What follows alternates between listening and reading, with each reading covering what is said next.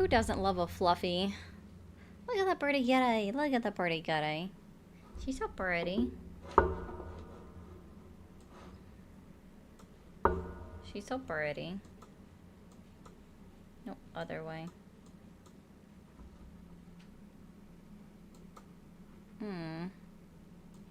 Hey, Chris. I hope you're feeling better from this morning. Hi, John. No name. BCMO. CK and Harry. Yes, I know you guys couldn't hear me because I start muted and all that good jazz.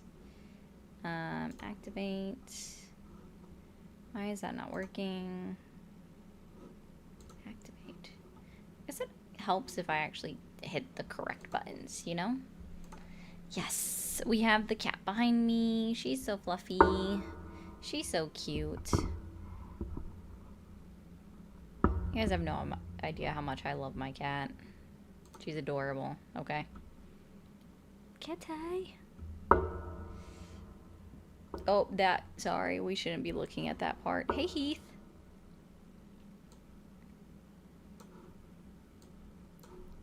Alright.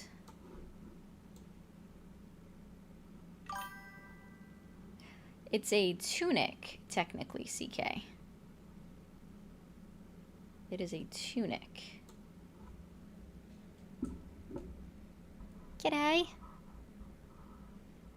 Yeah, so Court, normally this will say, like, for the love of my cat, right? Like, but with her name. So, it happens. It's just kind of my joke with that one. Hey, Wheels. Oh, yeah, water. I hope you guys had your water today. It's absolutely important to drink water. So don't forget to do that. Swarovski, congrats on the level up. Thanks, Hannah. I appreciate that. No, Harry, I'm not talking to anyone out of the country today. That can maybe be there for tomorrow. Yep. Exactly. CK got it before I did. Today is not the day. Yeah. Hey, Moose. I'm good. I hope you are. Yeah, so we have Safari is the oldest. Sorry, this stuff is not mirrored. Safari is the oldest. And then it's going to be Bailey, the orange cat, who is wherever the heck he is right now. And then we have Summer, the Australian Shepherd. She's adorable. I can only take credit for naming one animal.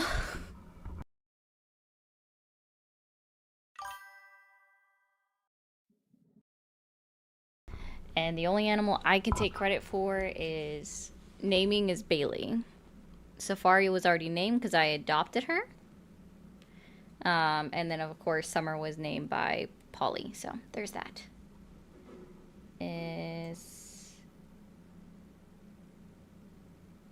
What's a PS5 controller?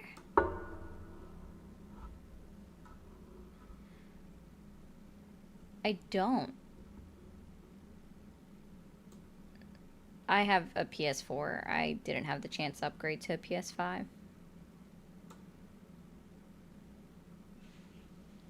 Listen, Papa, or Crazy, or whatever name I should call you. I don't know. I don't like saying that anyways. If Donald Trump ends daylight savings time, I will give him, like, all the credit in the world. If we roll forward an hour and then never roll back again.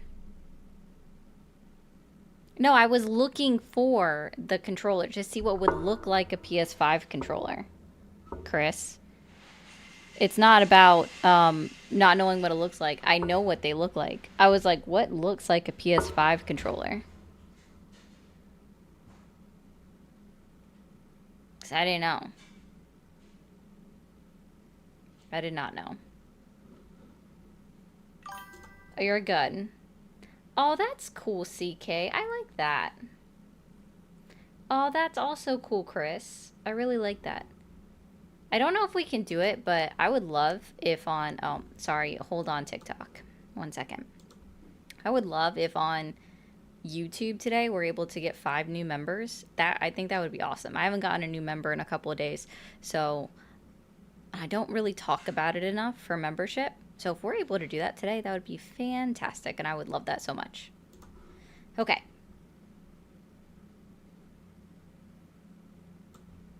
Sorry, guys. I always have to mute TikTok because TikTok is a sensitive application. I'll worry about it more when I think the AI can read my lips. I might have to start doing that, actually. Just go, meh, you can't see me.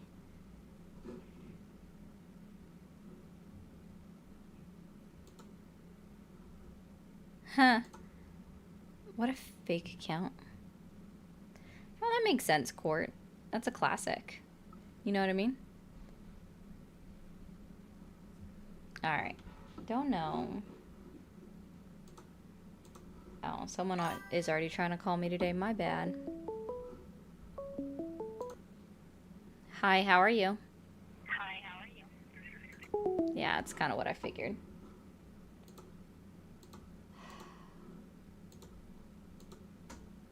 You guys don't even troll well. Like, ever. Oh, I gotta check my... well, actually, yesterday it wasn't, but in the defense of that, it was because it started on TikTok. Nope. There we go. What is the latest, Benita? I honestly don't know.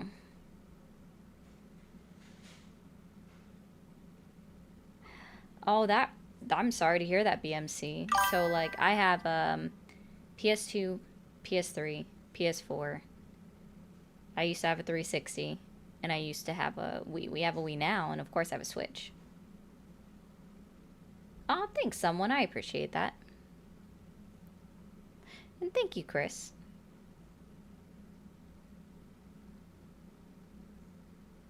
Thank you, Lead. Thanks for calling the stream. Are you there? Hello. Hi, how old are you? Like 38.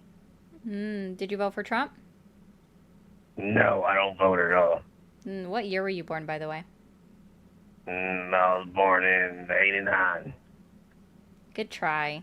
Wrong answer. They made a second version of the Switch? I didn't know that, actually. No. This is straight up just really simple.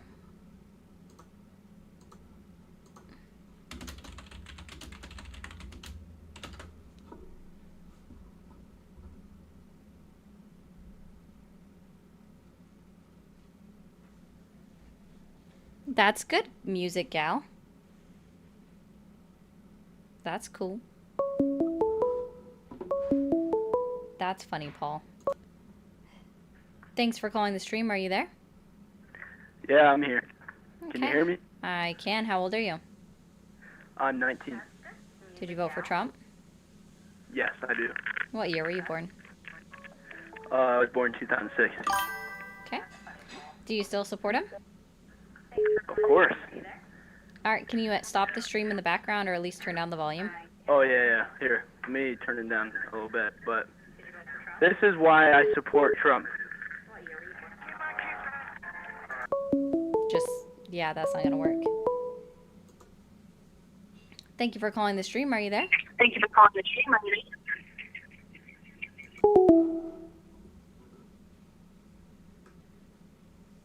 I read the wrong comment, if I'm being honest, Paul. Like, I didn't read yours. I read Corey's comment. Hey, Corey. Hey, Parkers.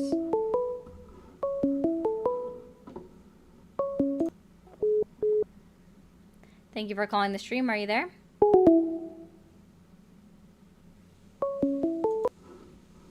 Thank you for calling the stream. Are you there? Nigger, nigger, nigger, nigger, nigger. Get a life.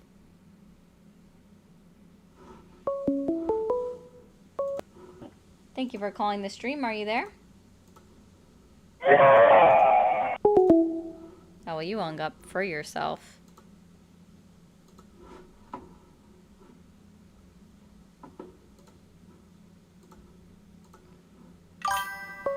Benita, did I miss what you said? I didn't see.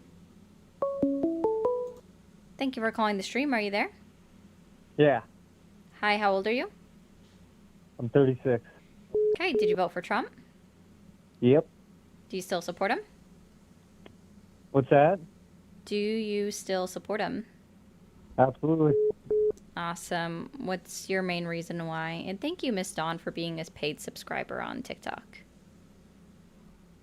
The main reason I did is because Biden and Kamala were getting ready to open up the floodgates for just anybody to come in here.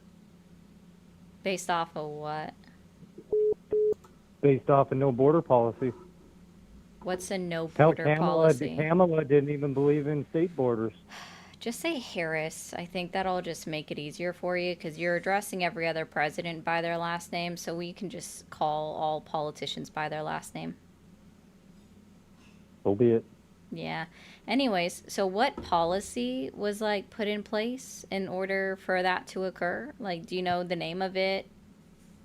No, but I know he stopped the border wall being built. He took all that metal and he sold it for dirt cheap. So we lost out on all that money as well. And then he brought no protection to that border whatsoever. Instead, They didn't? he paid to have buses bring them all over the frickin' world. Wait, I mean, we he had just- buses? We bussed immigrants across the border? That's a new one. No, we bust them once they got here. We bussed them once moved they in the got middle, here. Yeah, they moved them in the middle of the night. No, They that put was 'em on actually planes and they shipped 'em all over the that United was States. Greg Abbott. Like Greg Abbott bragged about busing immigrants from Texas up to New York Democrats City. did it first. Oh, Because the Democrats did it first. out of Texas? Greg Abbott said, ha, you think that's funny? Well, here you go. I'm going to send them to New York then. Wait. So you're saying that the Democrats went into Texas, grabbed up all of No, these the individuals Democrats and put literally them on put all these buses to send immigrants them on to like buses and put them in Chicago red and New states. York City? Yes. Yep, 100%. How did The they? evidence is everywhere. You could go watch the videos for yourself. They're all over YouTube. No. I could go down here to Del Rio, where I live, and they're still busing them in. To this day. Who's bussing them in? I don't know. But it's got to be funded from the government because these people can't afford it. So They're coming here Trump with is nothing. still paying for people to get bussed across the United States? No, these little Well, interest that's the groups only way that that are it can going be around- funded by the government is that it was approved by Congress and therefore then sent out by Donald Trump, right? Like he played the Unfortunately, that's not how Democrats work. Unfortunately, Democrats like to take our tax dollars and just spend them freely as they please. Wait, what Democrat is like in a position of leadership right now that's able to spend money?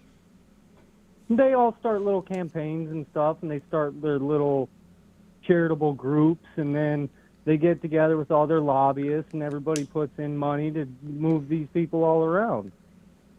And it needs to stop.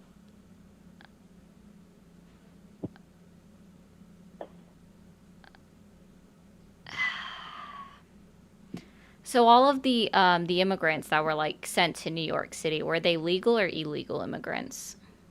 Illegal. They were illegal? Yep. Okay. You would agree They got that permanent- they got- hold they on, got hold on, permanent hold on 1 second. You would agree with me that sending I would just assume that you would agree with me, sorry. But I think you would, that sending undocumented, illegal, unauthorized immigrants across the country, wherever they were sent to, that would be like fall under human trafficking, right? 110%. 110%. Okay. And Yep. you acknowledged with me earlier that Greg Abbott put all of these undocumented immigrants on buses and sent them across the country, right? After they got their permanent residency cards. Oh, so then the immigrants in New York City, Chicago, and LA, they're not illegal? They weren't once they got there. So Well, no, the they way would have I had to. remember- No, hold on. You said that they got their permanent residency cards before Greg Abbott put them on buses. Well, So then they were already legal. I don't know these facts. All I know is these people were not here before, and then all of a sudden they're here and they're being shipped all over the place. So you don't know anything. Who's funding that? Who's funding it? Literally, If the government. Democrats aren't funding it, who's funding it? Well, I mean, you said it's still happening today, so obviously Donald Trump. Yeah, it is. So obviously No, Donald Trump. Donald Trump is getting them out. Wait, how is he doing that if they're still getting moved around? Well, it's in the process. It's in the process? He's in the process of getting them out. They're still moving them around to try and get them shifted around so that people can't find them and ICE can't get them.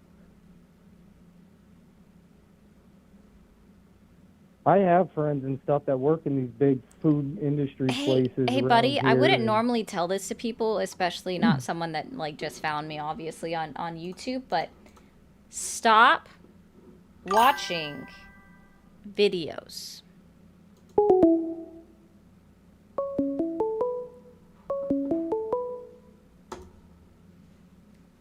Thank you for calling the stream. Are you there? Hello, can you hear me pretty clearly? Yeah. Did you vote for Trump? Yes, ma'am. How old are you? I'm 34 today. Happy birthday. Do you still support Trump? Thank you. Yes, ma'am. Okay. What is your main reason why? I believe that, to summarize it pretty clearly, And thank you, Trump Debbie and seems to Navdeep. care. What was that? Oh, sorry, I forgot to thank them before I answered your call. So I was just thanking Debbie for the 10 and Navdeep for the Australian $2.99. Not bad. Go ahead. Yeah, generally speaking, I believe that Trump truly cares about America more than any other politician. And I'm just saying that on the surface. He speaks it. Okay. And the other politicians, even some Republicans, obviously, just so fake, polished. They watch every step, watch every word. When Trump is more blunt. Oh no, I agree that he doesn't really watch his tone or his mouth very much. I do agree with that. Well, I mean, honestly, it's refreshing to hear someone speak their mind. I disagree because if this was a normal job, let's say that he wasn't who he said he was, right? It was just you or me, and you spoke that way to your boss, you would get fired. And I completely agree with that. However, that's one thing that I don't like about normal jobs. You can't speak your mind. You're not valued as an individual, and in the way you think, it is more, you have to act a fake personality, a fake persona. No, that's to be able called to fit in. professionalism. That's not a fake persona. No, well, if you want to, yeah, I think they can blend together. I believe that they could both be true. I can be sarcastic at my job, and I just don't have to be vulgar. No one said anything specifically about vulgarism. We're talking about speaking your mind. Vulgarity. And if it happens to be vulgarity. And I mean, most jobs have a policy in place that if you do certain things on social media without making it clear you're not speaking on behalf of, like, your job, you can get axed, right? Like, lose your job. I'm just saying, like, if this was somehow a business and Donald Trump was not the person in charge, he would get fired. People would stop doing business with the job that was speaking the way that a CEO did. Like, Well, you say that. However, I mean, honestly, most of these CEOs, they have vulgar mouths. They just don't do it publicly as Trump does. I mean, he talks to his boss, which is public opinion matters. He is actually talking to his boss, and I mean, we're, if you want to call the collective, the boss of the president. Is I mean, the people. What was that? It would be the people. He answers to the people. Yeah, and we're his boss, just like every other politician. But they talk vulgar in their normal settings anyway. But so, are you just against him because of the way he speaks and not his policies? No, I have my own reasons, but I still haven't. So basically, what I'm hearing for you, though, is that you basically just still support Trump on thoughts and vibes and feelings, just because No, you like the way he speaks and the way that he kind of spoke to something inside you, right? no. This is actually just a summary, like I said from the beginning. It's too hard to go into specific details unless you want to dive into a specific subject, because there are many things that I like Trump that does, that he does. So, Like, name one thing, and then let's dive into that. mhm. All right. Let's just go into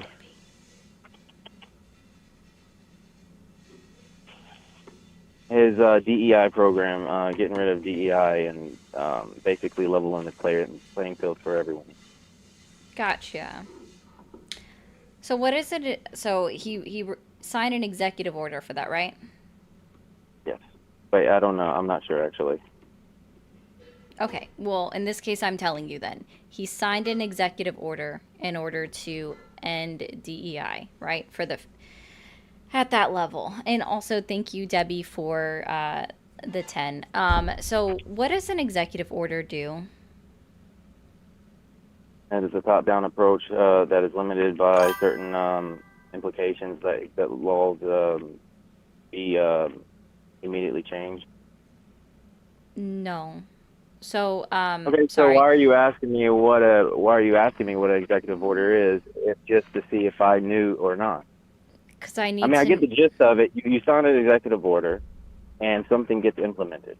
Regardless if it's a law that's passed, obviously executive orders are limited to a certain thing that he's capable of doing. Okay.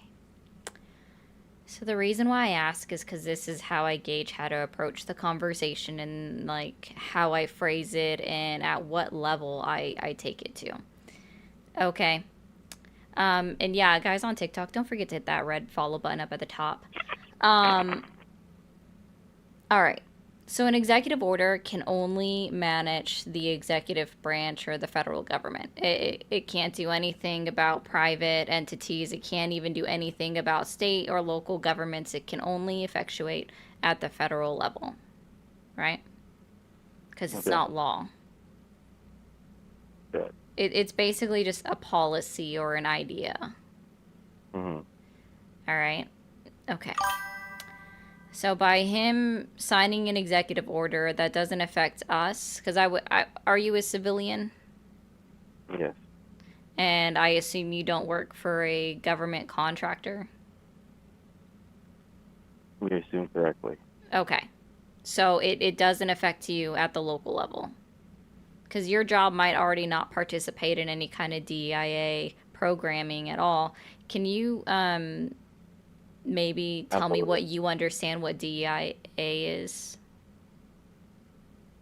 Well, to get back to your point, even though it doesn't affect me directly, I like the fact that to the maximum ability of his current power, he can implement what he can.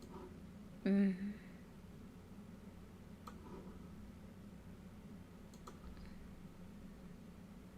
So go ahead and explain DEI.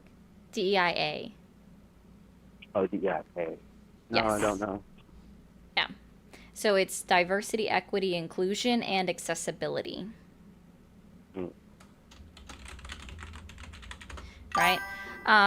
So, and what it is, it's actually just a human resource training program that, again, companies can choose or choose not to implement at their program, like at their job. And it basically just is, it does two things. It encourages employers to post their, I didn't mean to do that, to post their job listings in places where they normally wouldn't. and also encourages them after somebody is already hired to take into everybody's like what they got going on, who they are, background, everything like that. Once they're already hired, and basically bring them into the fold, bring them into the circle, right? Yeah. That's why I was trying to ask you what you thought DEIA was. Thank you. Okay. You have anything else to add to that, or? No, I assume that you think it's something like affirmative action. Oh no, and I mean that's also a big deal, but no, I understand. Affirmative The action reason isn't in why, existence anymore. It was yes, already I know, ended by the Supreme Court. and I believe that wherever the government follows, typically businesses follow as well. So whenever the government was outlawing marijuana or any of these things, So don't or say having a substances certain names. guideline, the businesses seem to follow. That's why most businesses drug test besides insurance companies. Huh?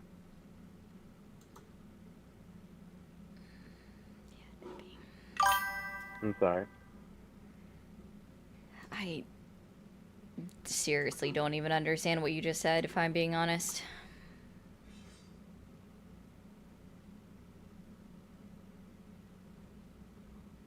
Anyways. All right, man. Well, What I'm saying is, whenever the federal government implements laws or rules that government employees follow, private businesses seem to follow up on that and implement the same policies in their businesses. And as of right now, they do that's have not true. DEI sorted, like not DEI, DEI similar. Oh, you hung up on your own. I'm over here messing with this thing. All right, I guess let me open back up these phone lines. I'm over here just trying to change where this comes up. Thank you, Debbie, again for the 20. And yes, this is part of the reason why. Thank you, Moose. I love Leon the Kin. It's such a cute gift, guys. You don't understand. It's so cute.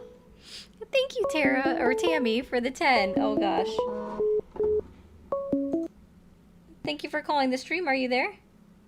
Yes, How old are you? 26. Okay. Did you vote for Trump? Yes, I did twice. All right. Do you still support him? Absolutely. Awesome. What year were you born? 1999.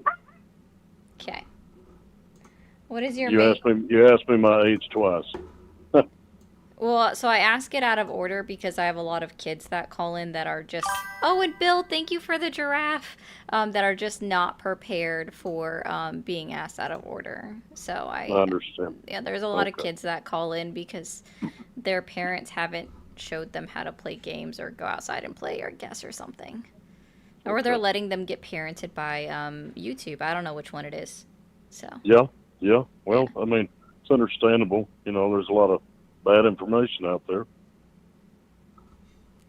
Thank you, I Moose. did want to start appreciate off by saying I do agree, you know, with some of your statements as towards DEI. You know, some of it is beneficial, but Mm. one argument I'd like to maybe gear you with would be, Okay. we've tried it before in America's history, and it did not work. What was the policy that we tried before? We tried. Well, I don't remember what the name of it was exactly, but they tried it in the 70s, and it did not work. It had something to do with unions, and they did try to divide it up, you know, segregate it, and it just wasn't working. They were putting people that were highly incapable of doing a job in a position, and companies were going bankrupt. Not that they hadn't already been, but it was becoming more commonplace. Oh, okay. So And okay, sorry. DEIA is not a hiring program.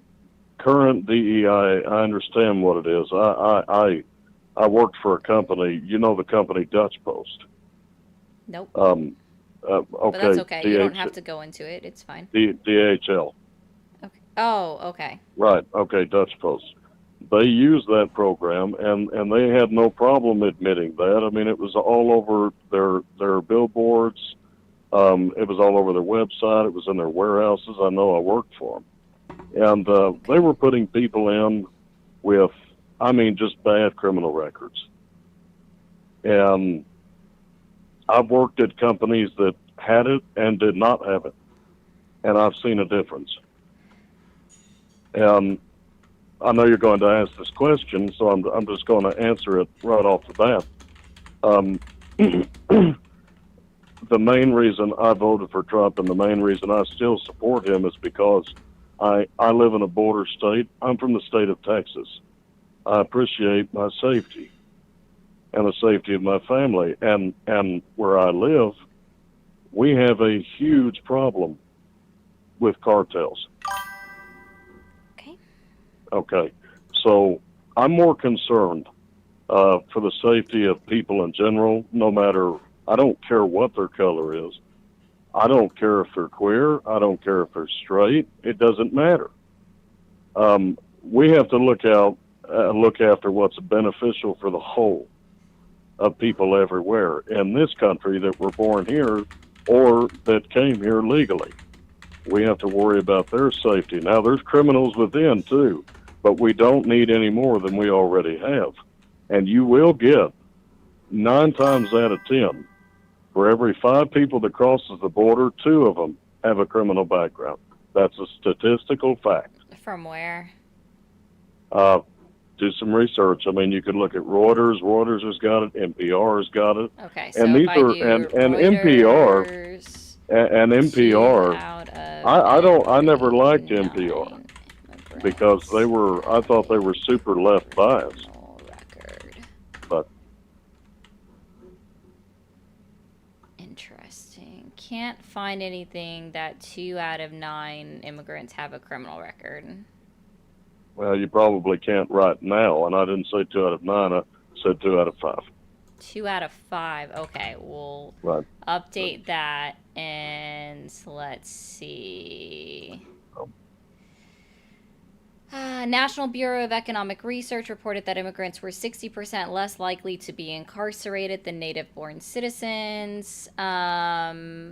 The specific claim, 2 out of every 5, unsubstantiated. I'm gonna call BS on that right away, only because I know for a fact that when people come from other countries, and I've seen this my whole life, when they come from other countries, they're not put in good neighborhoods. They're not, they don't come here with silver spoons in their mouths. They've got to go and work 9 to 5 jobs like the rest of us. And usually they get stuck in neighborhoods with their own kind. And poverty breeds crime. It always has. So, I mean, call it prejudice, call it whatever you want. It's a fact. Yeah, I'm still waiting to find this because there's literally nothing that I can find that says that 2 out of every 5 immigrants have a criminal record, when what we actually know is that the majority of individuals that have been detained by ICE or DHS, CBP have no criminal records. Even if you look they have a criminal record because they crossed the border without proper documentation. That should be enough. Not according to Arizona v. United States 2012. Well, yes, according to the United States Supreme Court, Arizona v. United States in 2012, that just because you cross through a non-port of entry and just because you're considered a removable immigrant or a removable non-citizen does not make you a criminal. Do you know what actually makes somebody a criminal, sir? Please go ahead. It's being convicted of a crime. Right. Which is why calling someone a criminal or saying that they have a criminal record and they haven't been convicted of the crime is in fact incorrect. Can you understand that? Yeah, absolutely. But I also understand that when someone puts a wall up or a border or a fence or anything of any kind like that, they're saying stay out. It's a trespass. and still doesn't make them have a criminal record. Because what we found out of the 270 individuals that were sent to El Salvador CCOT prison, that, guess what? 238 of them had no criminal record in any country whatsoever, right? So the vast majority of them had no criminal record and were subjected to torture at CCOT. Because of the United States, right? Because really what happened is after finally Abrego Garcia was sent back to the United States to face court for the accusations against him. It was then when Bukele came out and said that everybody in CCOT was actually under the control or under the jurisdiction of the United States government, which means that we're directly responsible for every bit of torture or anything that they underwent in CCOT, which is why a lot of them are suing the United States government right now. And it's also a violation of the 8th Amendment of the United States Constitution. But somebody wants to ask you... If their own country was so good, they wouldn't have to come here. Sure. Somebody wants to ask you if you sell propane and propane accessories. You're being funny. No, it's actually on the screen. Somebody wants to ask you that. You're being funny. It's somebody wanted to ask that question. It's on the screen. You're not being funny. They're being funny. Right. Yeah. So they are asking the question. Oh, way to break the ice. Is it an icebreaker? Well, it takes some of the tension off, but... I still haven't been able to find anything to substantiate your claim. At this point, I would guess you don't sell propane or propane accessories, so that's cool. We at least got that out of the way. No, I don't. All right, do you mind if I just do a quick PSA? Sure. Awesome sauce. All right, guys, over on TikTok, we didn't get up to 50,000 likes in the time that I put in the chat, so I am going to turn it on to sub only until we get to 75,000 likes.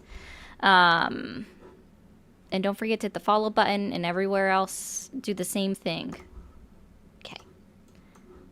Just a reminder, over on YouTube or Twitch, specifically YouTube, if you send a super chat, it does go up on the screen, or if you become a member, we do have memberships available. My idea today is to get 5 new members. Very small ask. Okay, so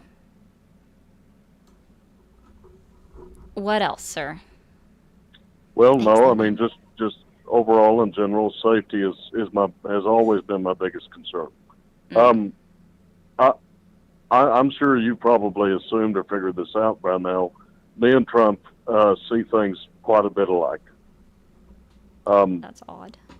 I guess, but it is. I've always appreciated, him taking a hard stand on things. Presidents in the past that I can remember in my lifetime, even Bush, they weren't willing to take a hard stand, and they weren't willing to fight for it. And so, the last guy. Now, had there been a Democrat that was like him, I probably would have even voted Democrat. So it's not a party issue with me. It's the person. It's the person. Right. It's the person. I now don't get me wrong. I don't like everything he does. I mean, I personally don't like the person that represents or that Donald Trump represents. Okay, and that's fine. Yeah. Would you like me to explain? I typically don't like to go down this road, but when we're talking about the person, it would be fine if you had said something else instead of person, saying that you like the person.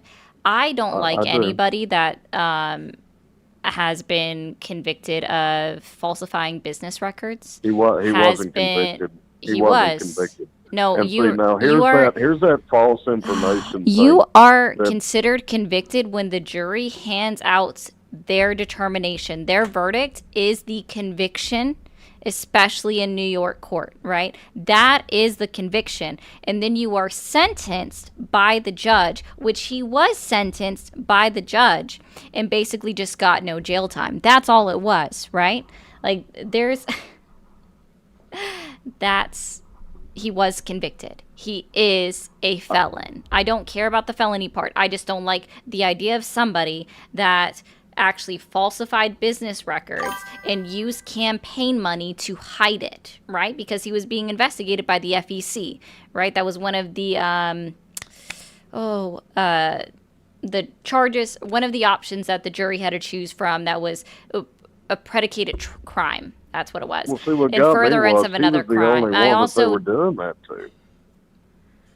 sir, So again, politicians politicians have been arrested and tried and convicted of crimes for decades. This is nothing new. Right now, you can find a list of over 1,400 politicians that are currently being investigated throughout the country, right? 1,400 politicians that are currently under investigation for committing some kind of crime. 1,400 across the country. This is nothing new. This is not some kind of witch hunt against Donald Trump specifically, though, again, if you just don't do anything criminal, you won't get arrested or even accused of a crime constantly over and over again. This kind of stuff, though. In the news, because it's not Donald Trump. That's the problem. No, because they're not running for president. Right, exactly. So you're admitting to me. No, it's because no, sir, you don't hear about it because these individuals are choosing not to run for Congress. You don't hear about it because they were only at their state and local level. So because you're not at their state or local level, you're not going to hear about those specific charges against them unless you go out of your way to look at it. Because that's actually what I did. That's why I know that there's at least 1,400 individuals that have held or are holding or were trying to hold a public office that have criminal accusations against them or have already been tried and convicted of these crimes. That's why I know that there's over 1,400 because I went out of my way to look for it. But because you didn't go out of your way to look for it, you believe that it's some kind of witch hunt against Donald Trump. I'm not disagreeing with you. But I also can't agree with somebody that has been civilly adjudicated of sexual assault. Oh, yeah, bullshit. Ugh. He also was accused by 27 other women. And I also choose to believe women, which is why when you have 27, you can say that maybe at least one of the stories out of the 27 has to be true.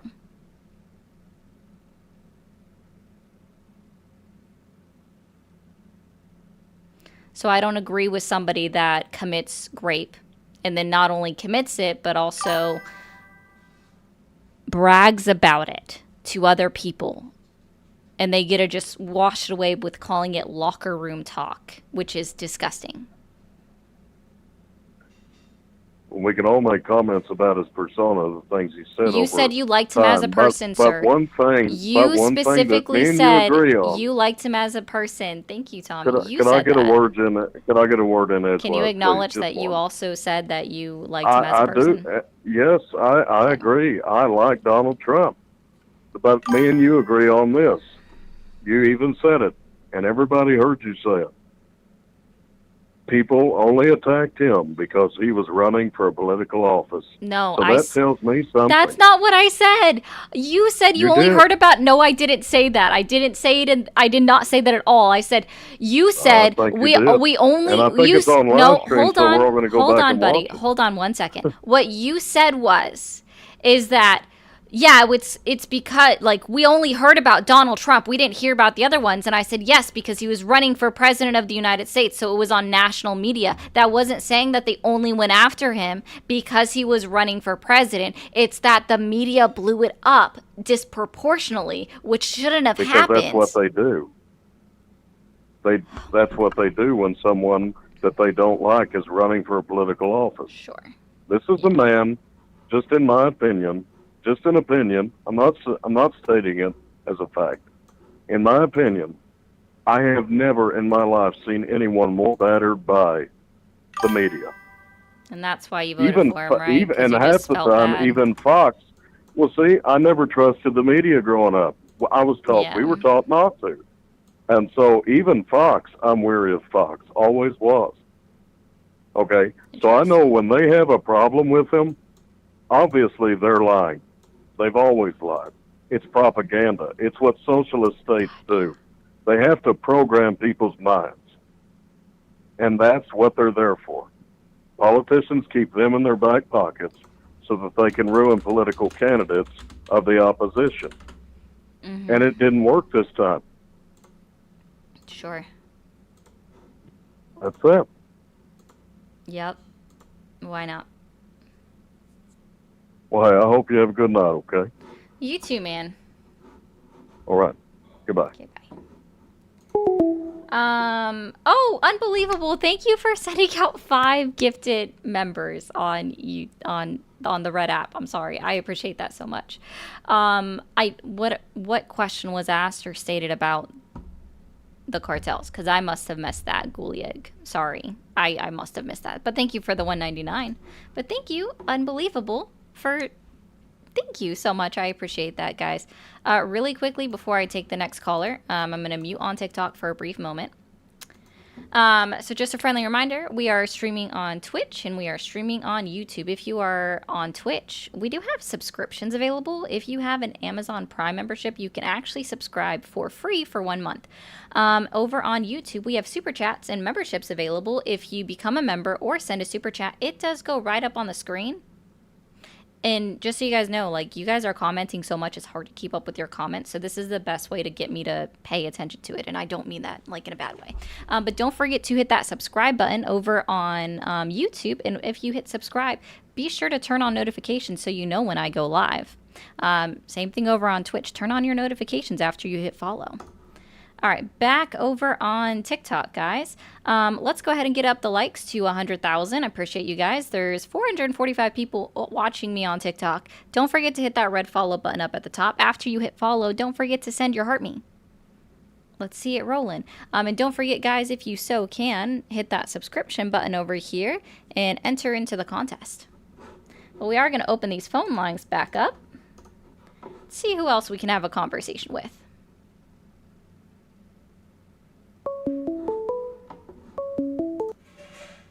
Thank you, Hannah, for the flower. Thank you for calling the stream. Are you there? Absolutely. Awesome. How old are you? 41.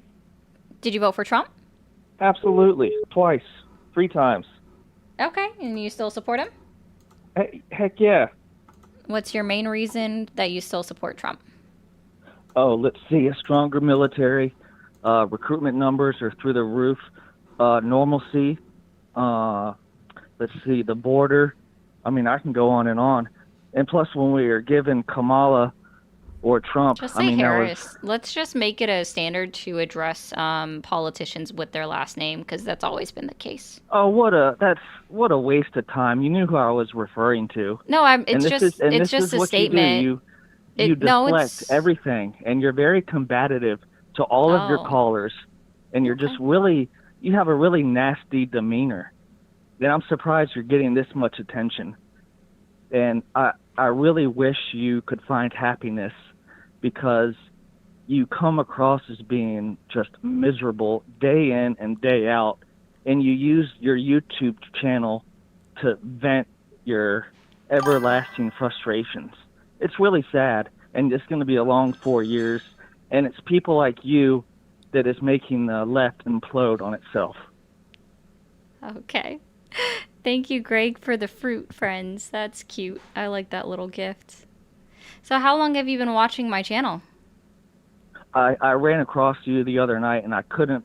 It was nauseating. And I really think that you started this stream so that you're subconsciously wanting to hear our side of the story, because you might be on the fence about it yourself. Mm-hmm. I really think that, and it's just wild, some of your takes on things, especially about the border, and you try to trap your callers, and you talk, and then you get loud, you talk over them. Let me ask you questions. How about that? Would you like that? No, you No. probably wouldn't. That's not how the Exactly. stream works. It's I ask you Exactly. questions. It's all about But I Ari, mean, thank right? you so much But for being a fan and coming back more than once, it sounds like. So I I'm appreciate not that. a fan. Thank you I'm so not a much. fan. We have a fan I on the just line, guys. Well, thank you you so much. I appreciate it so much. Thank it's you your so much. attitude, your behavior, and your opinions on why you lost and why the person you voted for lost. Because we are sick of you guys, and we want normalcy back in this country. We don't want men going in the women's bathroom, right? We want to defend our country. We want to put America first. You guys are so far left. It's sickening. It's crazy, and we are over it, and that's why he won by a landslide. Okay, so I just want to let you know, if you talk for 2 more minutes, you are going to owe me a therapy fee of 10. So be prepared to send a Actually, 10. I wanted to let you know, I really think you need therapy. You need to visit your local clinical psychologist. Seriously, and I wish you the best of luck. It's going to be a long 4 years, and Vance is going to be president in 2028. So you can dye your hair blue. You can get on YouTube and vent and cry and talk over your callers. It's not going to change a thing. It's only going to make our base stronger. We're sick of your crap. You have a good night, young lady. Okay, keep being a fan. You hung up yourself. Yes, thank you, Godiva. Yes, he definitely seemed miserable.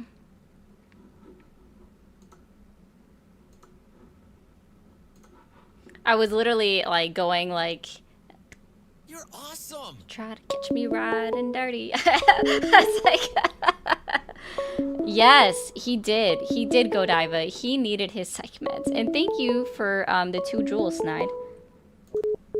Thanks for calling the stream. Are you there? Thanks for calling the stream. Are you there? Hello? Hi, how old are you? That doesn't really matter. It I does. have It's an TikTok opinion. terms of service. So I do need to know how old you are. I'm old enough, and I don't need to tell you how old. Well, since I'm I've asked old now, enough. I do have to make sure you have to give I'm me an age. over 18. Yeah, but there's a lot of I'm over over 18. 21. Okay, so like. And I'm over 21. So like what age And I range? don't Give me need a to- 5-year I age don't- range. No, I don't need to tell Okay. you that. Thanks for calling the stream. Are you there? Yes, I am. How's it going? It's going well. How old are you? 26. Awesome. Did you vote for Trump? No, I do support a lot of things that Trump is doing, especially over the other political options. I'm actually a first-generation immigrant to the United States. Gotcha. So I cannot vote. Okay. Well, I hope you work on your immigration status so you can participate in upcoming elections. And it sounds like you already are, so I didn't mean that as any kind of like bad way, I promise. But I do just talk to Trump voters and supporters as of right now. But I do appreciate you. Thanks for calling the stream. Are you there? Yes, I am. How old are you? I'm 72 years old, Lisa. I'm not a Trump supporter, but I've listened to you every day. And I just want to say God bless you for what you're doing. Those last 2 callers, they got Trump syndrome in the brain, so you're wasting your time trying to tell them anything. Yeah, But, they were pretty bad. They're really bad. I mean, they just all the Trump supporters want to be argumentative. They don't want to listen to facts, and they just want to just lick Trump's butt. So just keep on doing what you're doing. I appreciate it. Thank you, sir. You have a good night. Thank you for calling the stream. Are you there? Yes. Oh, I didn't. Thank you for calling the stream. Are you there? Yep. How old are you? 25. Did you vote for Trump? Yes, ma'am. Do you still support him? Yes, ma'am. Awesome. What's your main reason that you still support Trump? I really like what he's doing overseas. In terms of the economy with China, there's been a lot of unfair trade practices that have been going on, and I think that he's, with the tariffs and whatnot, or I guess rather threats of tariffs, doing a really good job over there.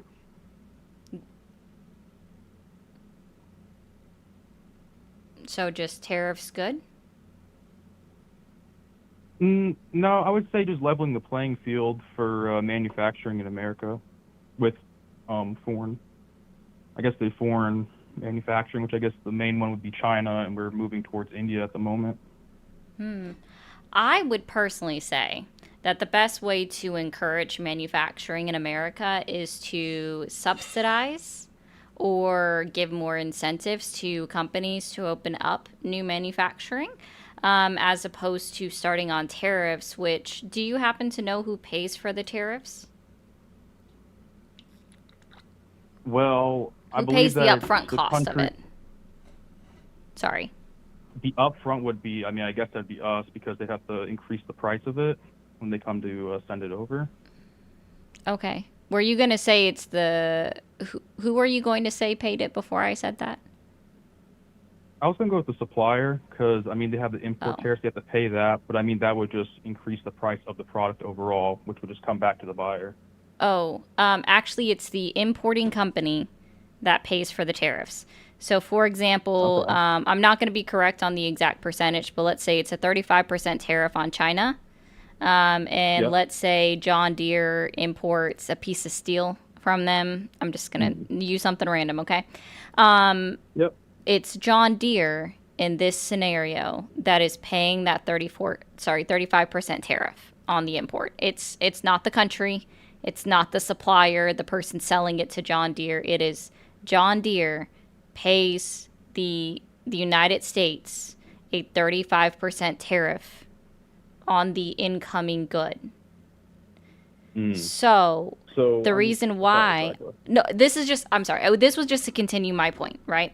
The reason why I say that the better way to encourage manufacturing is to either offer incentives or offer subsidies to companies in order to have their manufacturing in the United States would be to do it that way as opposed to tariffs, because now these companies are having to pay more money on products that they aren't making in the United States currently. Obviously, John Deere was not like the best example for this one. It was just an example to give.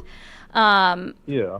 So when they're paying more money already out of pocket up front just to import something, well, that's less money that they can put into starting up or buying a warehouse within the United States, and it's going to set them behind.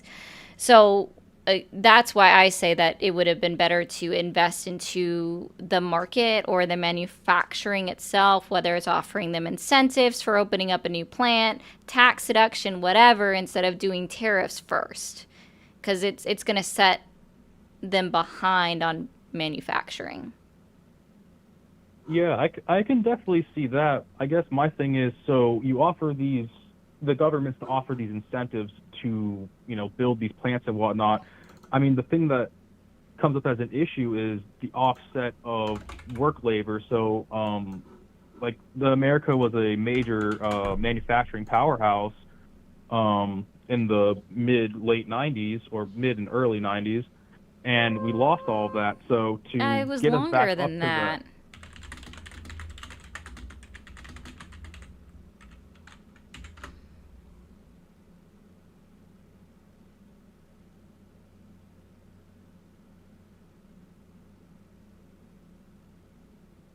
Yeah. We really haven't been like a manufacturing superhouse since about the 50s and 60s. Yeah, so the 1950s, 1960s, so mid to early, yeah. So, okay, but so yeah, we haven't been a manufacturing powerhouse since then, right? So the amount of money we would have to invest would be greater than these countries that already have the infrastructure set up.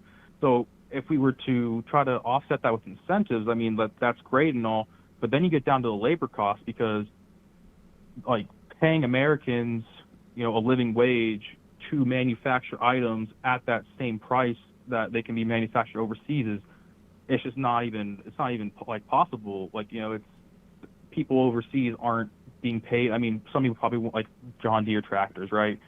Somebody would probably want to make like $15 to $20 an hour. They're not making that overseas. Correct, and because they they already have a have the different cost manufacturing of living. equipment. Yeah, they do. But Yeah. even still, the offset, like, you can't offset that price even in the long run, because I mean the only thing that would be there to offset would be the tariffs, because it's more expensive to for you, like you said, the person receiving the goods, they have to pay The the tariffs importer. on it. So the importer. So if somebody over in China makes a tractor and the ones over here in, like, I don't know, Idaho make a tractor, and we have 35% tariffs, that importer might, I mean, at that point it might even be the same price. But if that's the case, I mean, it would benefit them to, yeah, I know. I lost it. I mean, Okay. I don't know. In my mind, it seems like it would make more sense to incentivize people to come back to manufacturing over here because of that. It's cheaper, or it'd be relatively the same price to manufacture that item here with the tariffs in place. And not only the manufacturing price would be relatively the same, but you'd also be able to pay people, a living wage. So, I mean, to me, that seems more like a win-win than having it imported. And instead of, have the incentives. I think that's a good idea too. But Do you want I to know mean, we want why to bring I know jobs back it's here. not an incentive to bring? For one, we already have jobs in America that are open. We have 7.7 million jobs available and only 7.2 million available workers in the United States. We have a surplus of jobs. We have a labor shortage of about 500,000 individuals.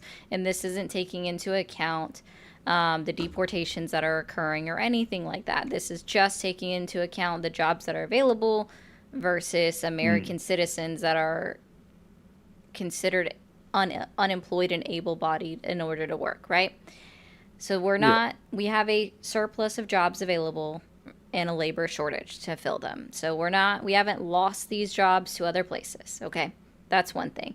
Two, the reason why I know that it's not an incentive, when Donald Trump first came down those golden escalators in 2015, he sat down with NBC. I believe her name was Kelly Tur. Had an interview with her, and that's when he first talked about tariffs. And so she brought up or asked him specifically about Trump ties that are made in China, and asked him, okay, if you implement these tariffs, are you going to bring back manufacturing or bring manufacturing to America of your Trump ties? And he said unequivocally, no hesitation, no.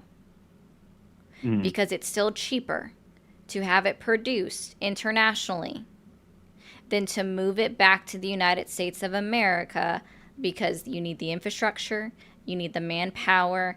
There is a significant difference in the salary, right, that we would pay versus another country pays, because, again, cost of living is extremely different. And so even to this day, Trump's products are still produced internationally and not within the United States of America.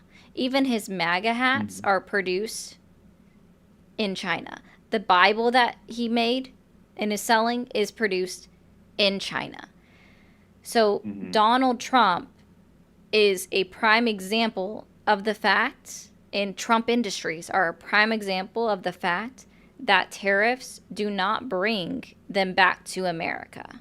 Does not encourage companies to continue to do it, because at the end of the day, it is still unfortunately cheaper. And I say unfortunately for the individuals that are working in what would be considered slave labor conditions. Even though specifically we don't personally, it's actually a part of our laws that we can't engage in any trade with specific regions that practice slave labor. So, like, we don't buy from any of those markets. We cannot, and no American company can participate in that, or they can face federal charges. Okay. So you're just kind of saying that even still with the tariff, it's significantly cheaper to produce it over there. Yeah, per your own versus in America. president, unfortunately. So my thing is, on, I guess, a long enough timeline, would it not be the companies themselves that would probably fix the prices and make it actually affordable for people, So like, let's say it's $400 to build an iPhone, right? $400 in China and have it shipped over with like tariffs and everything are tacked on, right? Mm-hmm. They're selling that phone for like $1,600, Mm-hmm. $2,000. So if they had it built here, let's say it costs $800, but instead of having that $1,600, $2,000 price tag, for them, again, for the tariffs to match the, not the tariffs, but for the incentive to match also the tariffs, they would have to somehow fix the price because, not fix the price somehow, but just fix the price, because obviously the goal of a company is to make profit, but also a company's goal is to cut costs, while staying in standards and everything, but still get the highest profit they can. I mean, to me, that would seem like something a company would want to maybe lower their profit margin, but still be able to bring jobs here just for, still even being able to participate in the market. Because if you have those tariffs that are high enough, I mean, that's going to incentivize them to come back over, probably drop the price of the goods, and still be able to pay people here for manufacturing. I mean, at least that's how I would think about it. Okay. So, if that is the case again, why didn't any of Trump Industries come back to the United States with producing anything that he sells under his brand name? Because it's not profitable enough. Those items that he's producing aren't profitable enough. But, if, again, Apple, as an example, were to bring one of their plants here, I mean, a tie from him, I mean, let's go on the high end. It sells for like $50 as a Trump exclusive. Apple is publicly traded, correct? Yes. So who does Apple actually answer to? The shareholders. The shareholders. And what do shareholders want at the end of the year? They want to see growth. They want their equity. They want their profit, right? Mm-hmm. And specifically when you bring up Apple, it's kind of a bad example. And I'll tell you why. Okay. So we already saw this occur actually on national television, where the CEO of Apple went to Donald Trump's office and presented him with a little like trophy award looking thing that had the plate was 24 karat gold. And then now Apple is exempt from any tariffs. So Apple has no incentive to bring anything back to the United States. The CEO bribed Donald Trump on national television. I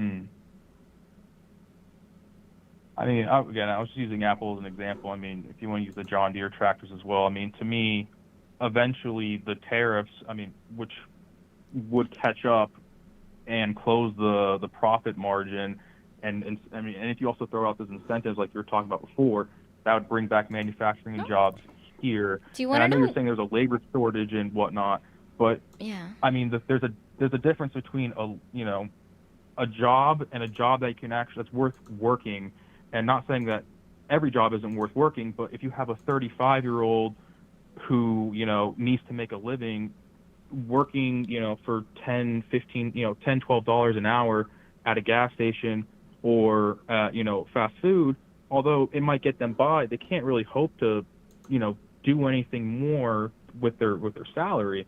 So, but if you bring a manufacturing job where they can make like $70,000 a year, I mean, to me that seems like a better job, and than working at a gas station or McDonald's. Like that would incentivize people to go out and pursue those jobs, get extra training and whatnot. If they're like, okay, I have an ascertainable dream or a goal, and if I can get this job that can help me reach this, but if I'm only stuck with these few options which don't get me further in life, why would I go for those if I'm already at rock bottom? I can't. I can only take an inch up. I want to take 3 steps up, but I can only take 1 step up if I go to this job. Yeah.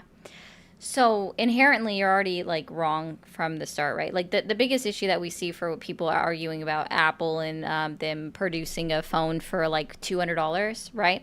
Is that's because compared to United States dollars, so USD, what they would actually be paid in China is about $2.60, I believe was the last time I looked at it. It was about $2.60. And that's because, again, They have a to produce significant, the product? that's like, it's like their base wage, right? But again, this is in Oh, okay, China okay. where the cost of living is significantly less than the United States, right? So $2.60. So let's just say everybody working in China is working for $3 an hour, right? And they're producing these iPhones for $3 an hour, and that's what's covered under their $400 price tag in order to produce the phone. Well, now American companies, or Apple in this case, would have to pay at least, let's just say $15 an hour for that phone to be produced, right? We don't know how many hours it takes, okay? But even then, $3 to $15 is 5 times the amount. So now if we just put it into that perspective, let's just say that that phone costs 5 times $400 to produce. That's now a $2,000 price tag from the start, before it's even made it to the market, right? Well, that's what I was saying before, where the company has a duty to They're not shareholders going- to yeah. give them their equity. They don't So, just I have mean, a, that's the yeah, thing, they have a that- duty to their board members, to their shareholders. They're not going to cut their profit. They're going to continue to make a profit. That's the idea of a business. It's to produce an item and to make a profit. They're not going to cut it Yeah, out. and But then now the a tariffs are $2,000 there for them iPhone's going to cost somewhere between 3 to 4. Yeah, but that's what the tariffs would be there for, where it's like, okay, so you could either do it over here and pay the same amount of money, or you can come over here and do it, They're not. pick The enough tariffs there aren't to going to make up compensate that for much of the- a difference. You think that tariffs are going to make up a $1,600 difference? I mean, it's enough for them to stockpile planes full of phones and fly them out of China before the tariffs hit. So, I mean, it Yeah, must that was be a different something. circumstances. That was totally different circumstance. Some places already had their stockpile prior to Trump even becoming president, or even before the election occurred, right? And yeah, I know catfish. I'm not gonna go down that math. That was interesting, anyways. But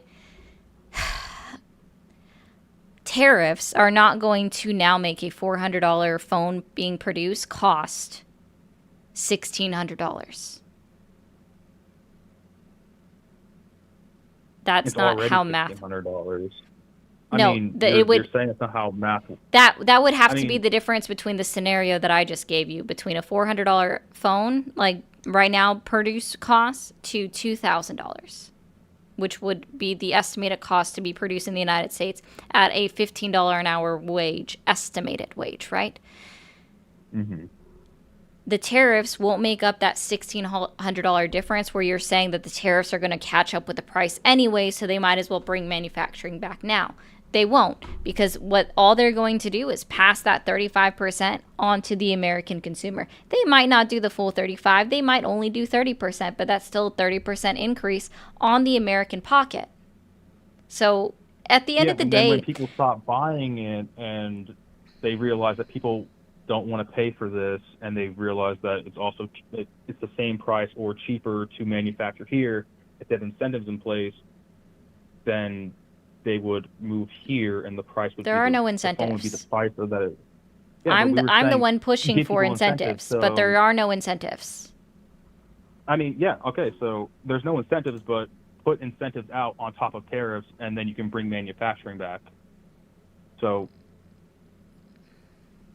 I mean, like The tariffs aren't an alone- incentive. I didn't say they were. I said put incentives on top of the tariffs, incentives to build here, to manufacture here, tariff over there to bring American companies back over to America. And then everything no one's doing will that. level out. Except that Sorry, say again? hasn't been proposed by anyone in the United States government currently. This is just me and you talking and saying that would have been the right way if we want to claim that we want to bring manufacturing back, is to offer incentives. It's not being offered by this government. Yes, that His is true. whole but I his whole think just- economic plan is in fact tariffs.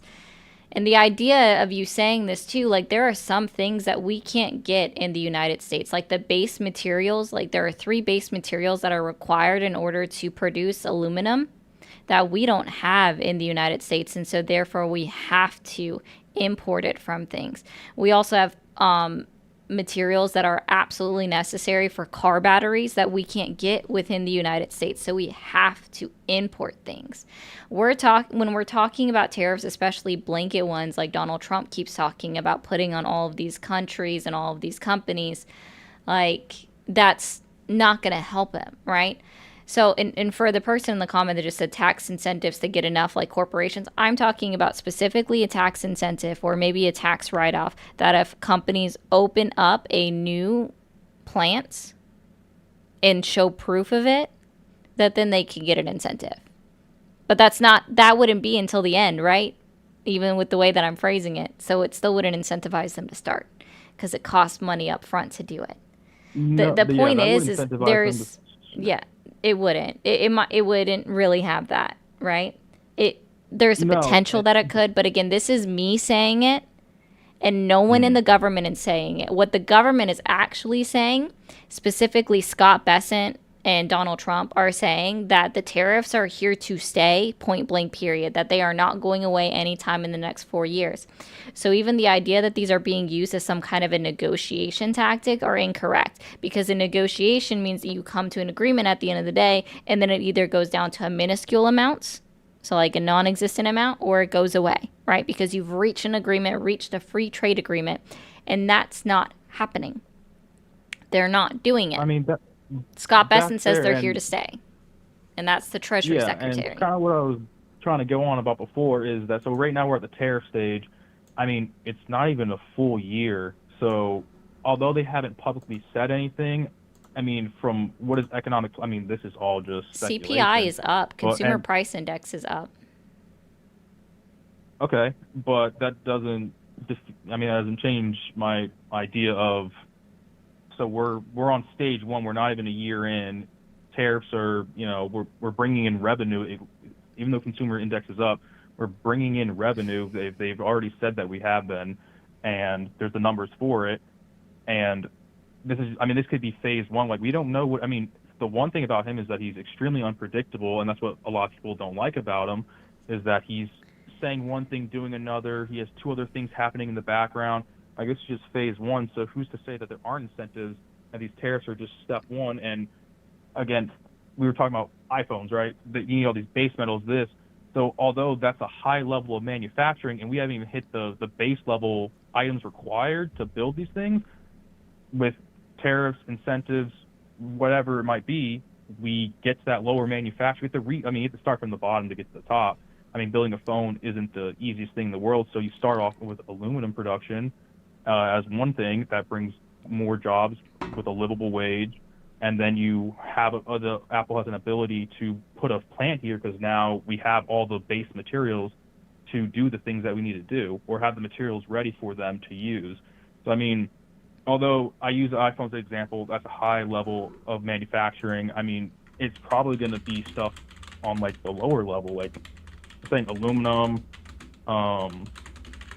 I mean, we don't have a processor plant to make anything like chip plants or anything like that, but I mean, silicone plants, stuff like that. I mean, that would be the bottom tier, and those are the things that we'd be having to work on first, and then companies would be able to come back over.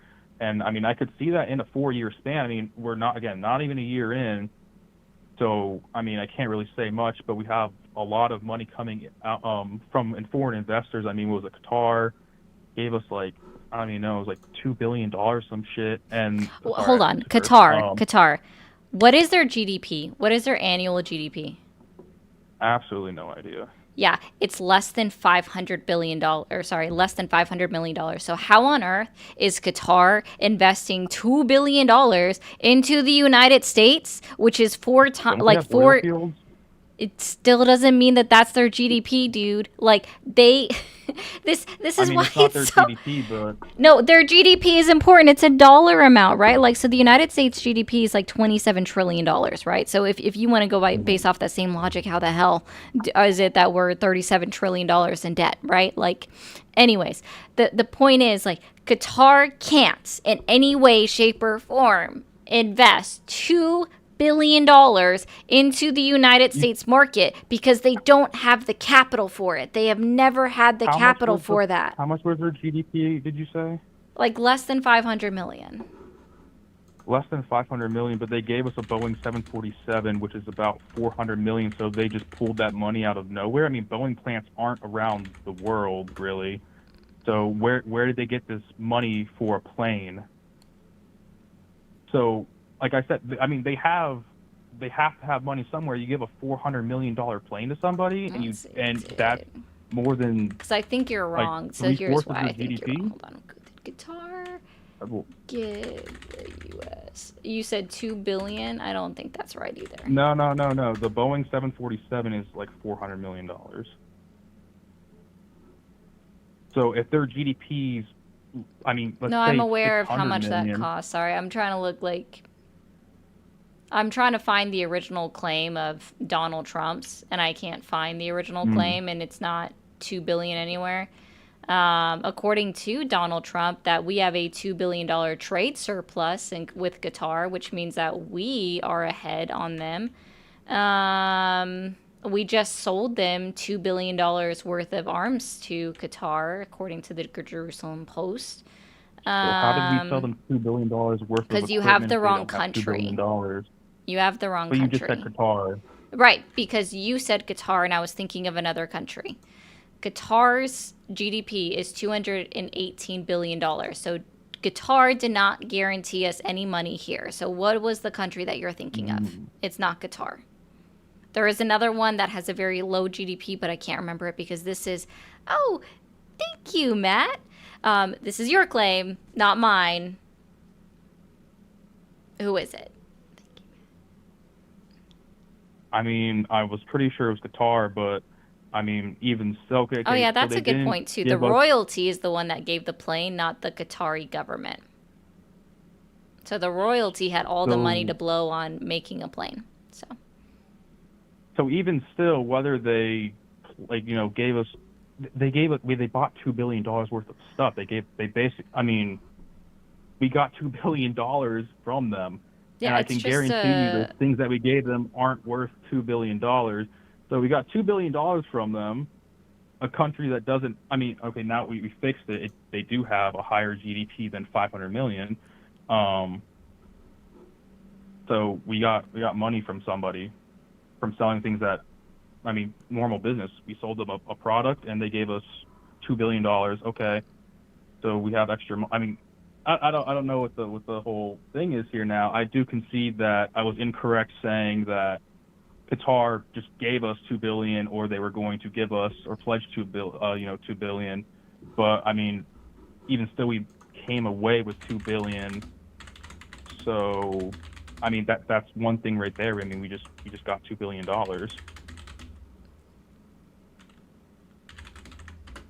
Yes, that goes back to the DoD budget. It's not like it's a check to the United States. It goes back to the DoD budget. Okay, for the protection of the people. That's what it is. Great, triple defense budget. Yeah, our defense budget is already huge. They don't really need more. We spend too much on it, if I'm being honest, in my opinion. For sure. I mean, I was, I helped with things in that, and that's, I've seen the overspending. But yeah, no, we spend a lot on defense, but seems to be worth it. That's what it is. So it was the UAE, the United Arab Emirates, that supposedly offered the United States $2 trillion. That's what it was. Okay. And their GDP is $537 billion. That was the one. So they just allegedly... No, Donald Trump said, allegedly, that they offered this. They didn't, because they don't have the capital. That would be pledging the next 4 years of their entire GDP to the United States for the next 4 years. No country is going to do that. And he doesn't make it sound like it's this overtime thing. He says it's all immediate. Okay. Yeah, he loves to say that he just got this blank check from them. That's not how this works. Yeah, I mean, I think that's fair. I think didn't happen. Is a big thing, and because it didn't happen. Yeah, He hasn't Yeah, really and I think secured any wording is trade deals unless it's signed or in writing and signed. It's not. It's not a thing, man. Then we get it. Okay. I think I got really off topic. I kind of just want to. I mean, unless you do want the next caller, it doesn't really matter. Yeah, I am Bringing it gonna back to move the. on because I hope you get some additional education when it comes to tariffs specifically, and I don't mean that in a bad way. You just have a misunderstanding. I encourage you to look up the Smoot-Hawley Tariff Act because almost any time that we've instituted blanket tariffs throughout our country's history, we have hit an economic crises, whether it was a recession or an actual depression. So, but All right. have a good Fair night, enough. man. You have a good rest of your night. You too. Yep. Thank you for calling the stream. Are you there? Yeah, hi. Hi, how old are you? I'm 37. Okay. Did you vote for Trump? I was on the brink of it. I did not vote this election. I was in a blue state. I knew that we most likely were going to pull it, but there was a time where I was very close to. Okay. Well, I do appreciate you, but I am just looking for Trump voters and that still support their vote. I just. Thank you for calling the stream. Thank you for calling the stream. Are you there? Yeah, how are you? I'm good. How old are you? I'm 21. Did you vote for Trump? Yes, I did. Do you still support him? Of course. What's your main reason why? Well, I have a lot of reasons, but Just start with I'm one, sure please. Yeah, yeah, I know. And I'm sure that you want to get on with lots of other callers, so I'll try to keep this concise. I know the last guy kind of drew it on, but yeah, no, I think that Trump is a very strong leader, and I think that when you're going on the world stage and making deals with other leaders and trying to negotiate things and do get investments or whatever else it is, I think it's very important to uphold a strong image, especially with a country like ours that's so prestigious.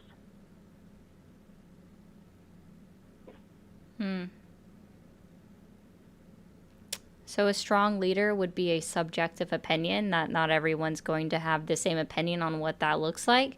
So you can say or have the opinion that Donald Trump is a strong leader, but that doesn't guarantee that any other world leader feels the same or that any other individual on the planet feels the same. Yeah, well, I mean, comparing him to Kamala or especially Biden, I mean, like, Kamala, like, Just say Harris. We address all of their politicians by their last name. I feel like we should just do the same across the board. If you want me to, yeah. I mean, I haven't really heard anyone call her that, but yeah, I I'll call her literally that. only say Harris, so. All right. I mean, if you want, but yeah, Harris. She's doing interviews, and they need to edit out the interviews before they upload them because she messes up so much. I mean, she's taking questions in town hall, and like she'll like stop with a question because there's someone else answering the question for her, like on a teleprompter, and then when the teleprompter gets turned off, she has to stop and like stutter. And I mean, Biden's falling off bikes. I'm going to give you a hint to everybody. This is for everybody that's listening, including the 700 people that are on the red app. Sorry, I can't say names because TikTok is sensitive AF. But you shouldn't ever degrade somebody for having a stutter because that is called a speech impediment, and it is quite rude to do that because it is a disability. No. It wasn't because of the speech impediment. Sir, I'm telling you right now, you shouldn't mock or blame somebody for having a stutter because it is considered a speech impediment. I wasn't mocking any. You were. You literally did, sir. And I'm just trying to curb you on your ableist comments.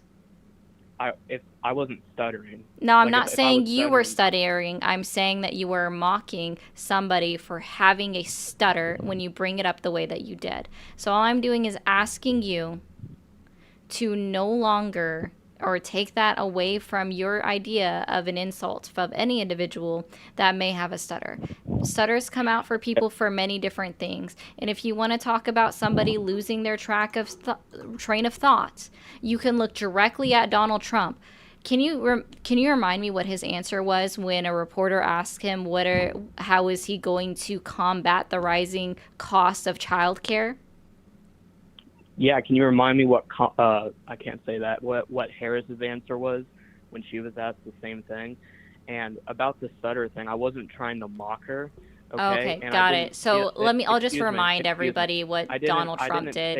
He said childcare is childcare, and then continued to move on from that just to talk about tariffs. When he was at the presidential debate and he was asked very direct questions, all he could do was switch right over to immigration. When he goes out on his campaign rallies, obviously 2024 and beforehand, he said that we had airports in the Revolutionary War. We didn't have airports in the Revolutionary War. Airplanes weren't even invented for almost 150 years later. He also talked about Hannibal Lecter being a real person, the late, great Hannibal Lecter. He went up on stage and spent about 5 minutes talking about another man's size of his phallus. And then proceeded to, when the microphone went out on stage, he proceeded, because he couldn't hear anymore, to make motions like he was giving the empty mic stand fellatio. You want to talk about somebody making a fool of themselves. You don't get to hold that tune for the party that you disagree with and then not hold your president, the person that you voted for, to the exact same standards, because for every one that you can give me, I can give you the same thing back for Donald Trump. I don't disagree with you that both Kamala Harris and Joe Biden had mistakes that they made when they were on stage, in an interview, in a town hall. They had slip-ups. 100% they had slip-ups. There is absolutely no denying that.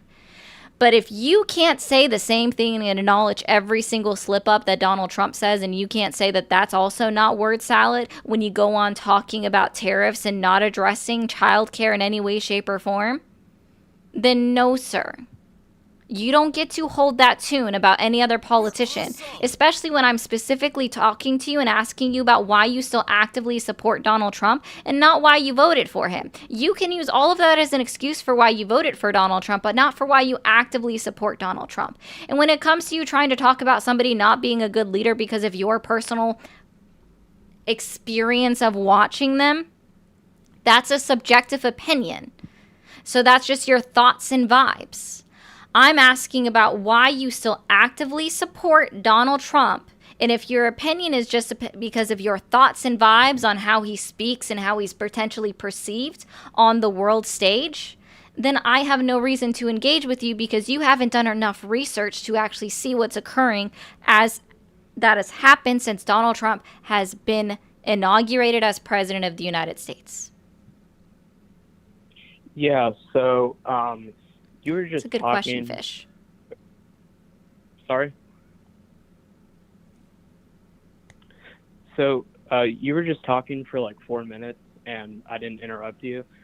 So, you make all these claims about things I said, which I didn't say. And I just asked that you actually let me finish my claim before you just cut me off. Because I'm like, why are we even having... I also know that you can't tell time because I wasn't talking for 4 minutes.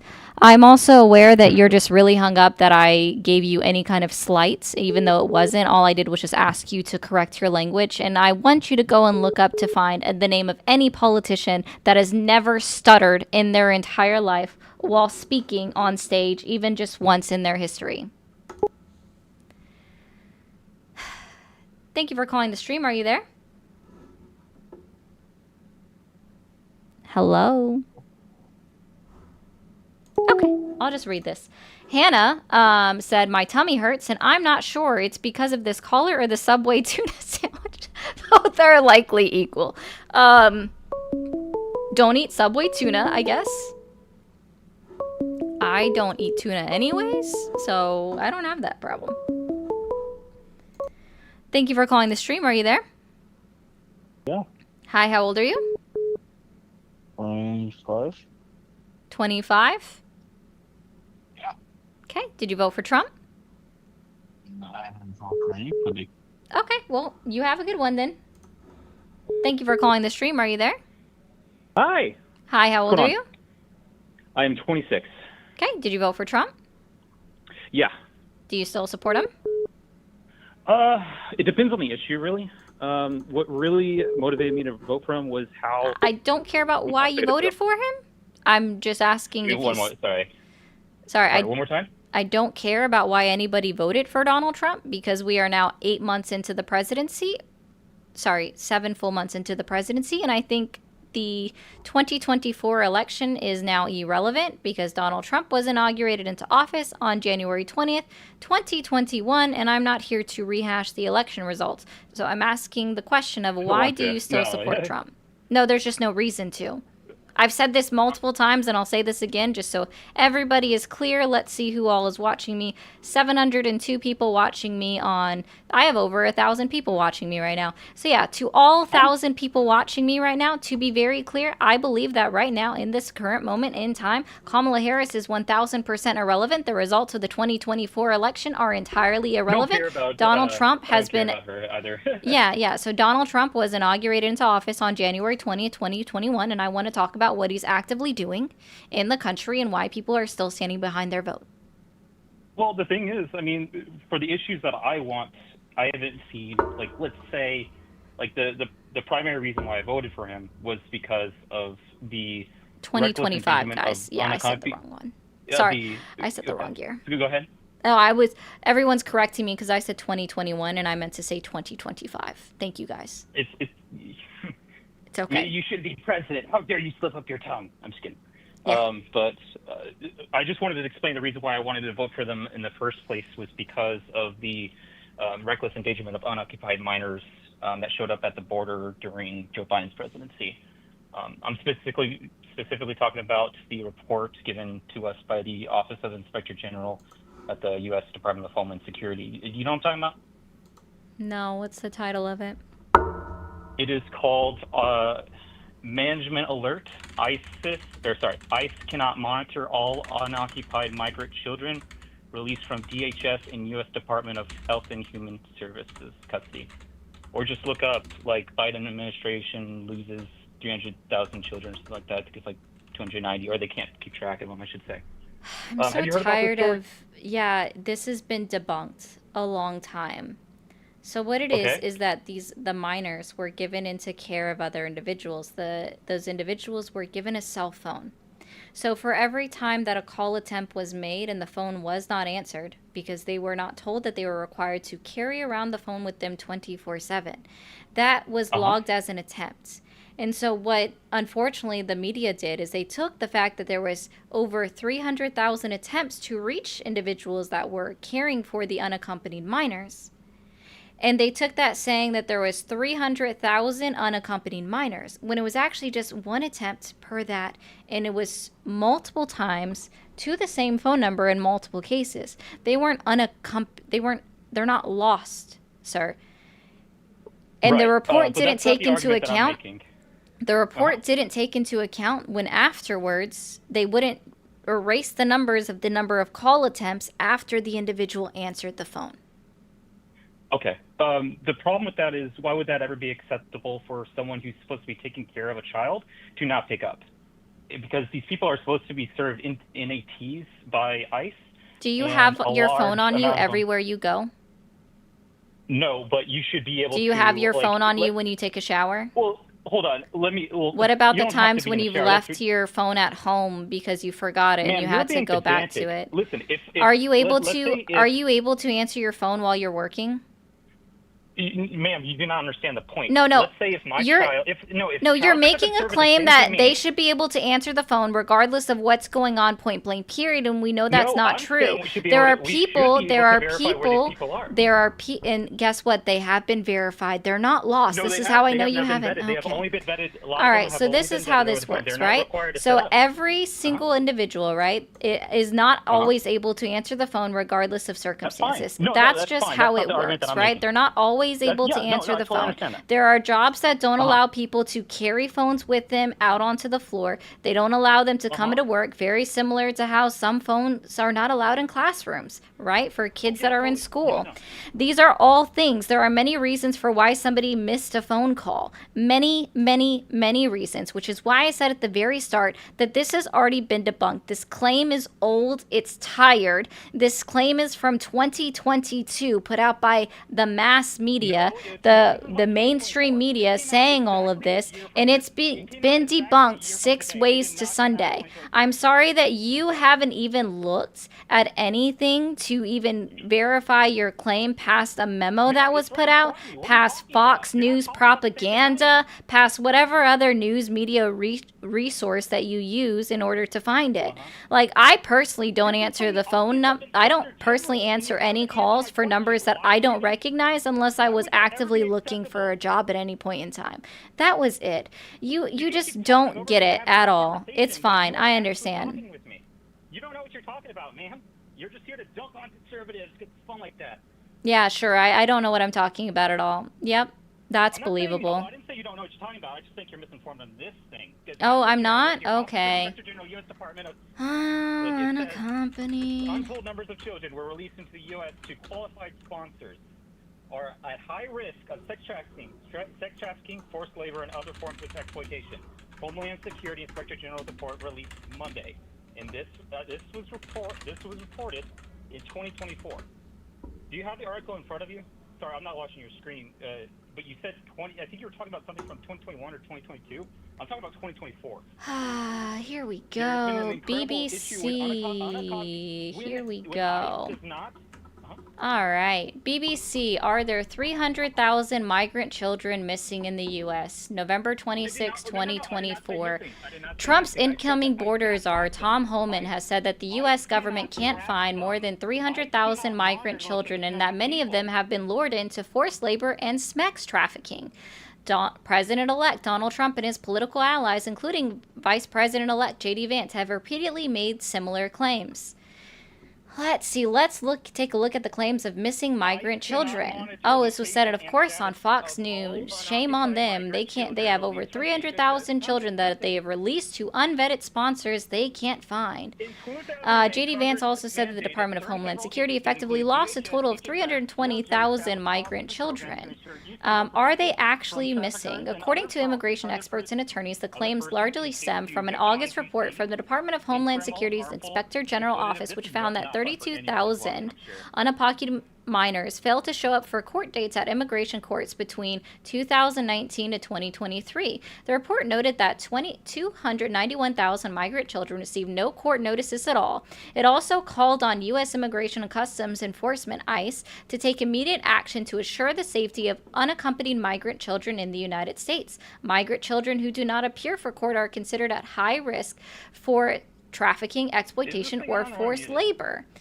But Aaron Ration Melnick, policy director at the AIC, American Immigration Council, told the BBC the figures are indicative of bureaucratic paperwork issue rather than anything nefarious. When you hear the phrase missing, you think that there is a child that someone is trying to find and can't. That's not the case. The government has not made any efforts to find these children. Many of the children, experts say, may well be at the address and are on file with the government or simply unable to make their court dates.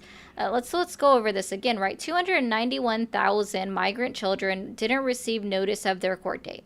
So that's where that number comes from, right? Let's see. It goes on to talk about what it's doing. They haven't even Trump hasn't provided any details on what they're going to do about unacclaimed children. In fact, the only thing that they've said is that they're just going to turn around individuals, specifically unaccompanied minors, at the border. They're not even going to let them in. So we're just going to let migrant children walk up to the border unaccompanied and then also turn them around so they can continue to be potentially trafficked by the nefarious individuals that are in existence. Gotcha. I mean, that makes total sense. I'm aware he did. I'm okay with that. I'm just going through this. Again, it's been debunked for a long time. That's what happens. All right, really quickly before I take the next caller, 1 second, TikTok. All right, guys. Thank you all for being here over on YouTube and Twitch. If you haven't hit that subscribe button on YouTube, go ahead and hit that button now. Don't forget to turn on your alerts so that you know when I go live. And if you're on Twitch, don't forget to hit that follow button as well. Turn on the alerts. Make sure you know when I go live. Specifically tomorrow, we will be doing only friendlies or Trump regretting voters. So voters that regret their vote for Trump. I will talk to them as well. That's perfectly okay. Oh, I can't really blame him for that, Jeff. There was a reason. TikTok is muted. My bad. Anyways, and if you are on YouTube, the best way to support me and my channel is to become a member. And same on Twitch, to become a subscriber.